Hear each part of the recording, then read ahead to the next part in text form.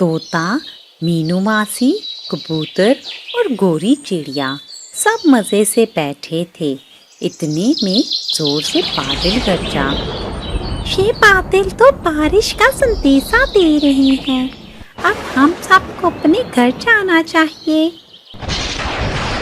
हाँ, हम सबको अपने अपने घर जाकर बैठना चाहिए और बारिश रुकने का इंतजार करना चाहिए।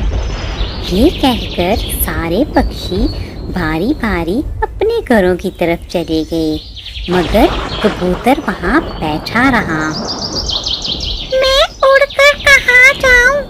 मेरा तो कोई घर ही नहीं। ऐसा करता हूँ, इधर ही बैठा रहता हूँ। पिछली दफा भी तो मैंने बारिश में सारी रात यहीं बैठे गुजार दी। ये कहकर कबूतर वहाँ पर ही बैठा रहा। इतने में तेज बारिश शुरू हो गई और देखते ही देखते बारिश के कतरों की जगह बर्फ के छोटे छोटे गोले आसमान से आना शुरू हो गए। कबूतर की बर्दाश्त जवाब देने लगी। ऐसा करता हूँ, अपने किसी दोस्त के पास चला जाता हूँ और जैसे ही बर्फबारी खत्म हो गई वापस आ जाऊंगा। ये कहकर कबूतर तोते के घर की तरफ चला गया। दरवाजा खोलो, मुझे मदद की जरूरत है। मुझे बहुत ठंड लग रही है, मैं मर जाऊंगा। तोता जो मजे से आराम कर रहा था, कबूतर की आवाज सुनकर गुस्से से बोला, कबूतर भाई, ये मेरे आराम का वक्त है, इसलिए मैं दरवाजा नहीं खोल सकता। तोते की बात सुनकर कबूतर मीनू मासी के घर की तरफ चला गया। मीनू मासी, दरवाजा खोलो, मैं हूँ कबूतर, मुझे मदद की जरूरत है, दरवाजा खोलो। अंदर मीनू मासी कबूतर की आवाज सुनकर बोली, बेटा, मेरे आराम का वक्त है और तुम इस वक्त मेरे घर आ गए। माफ करना, मैं दरवाजा नहीं खोल सकती क्योंकि मैं बड़ी मुश्किल से लेटी हूँ। एक दफा लेट जाऊँ तो मुझ बुढ़िया से दोबारा उठा ही नहीं जाता। मीनू मासी की बात सुनकर कबूतर मायूस होते हुए गोरी चिड़िया के घर आ गया। गोरी चिड़िया, दरवाजा खोलो, मैं सर्दी से मर जाऊंगा।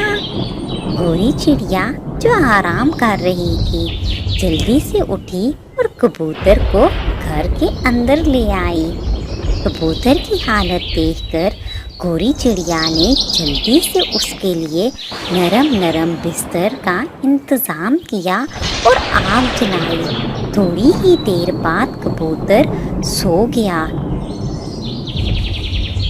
जब सुबह उठा तो गोरी चिड़िया को देखकर वो कबूतर बोला, गोरी चिड़िया, तुम्हारा बहुत बहुत शुक्रिया।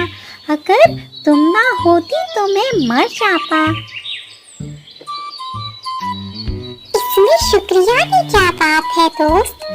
दोस्त ही हमेशा दोस्त के काम आता है। गोरी चिड़िया की बात सुनकर कबूतर बोला, आज से पहले मैं भी ऐसा ही सोचता था, मगर अब नहीं। फिर कबूतर ने गोरी चिड़िया को सारी बात बता दी।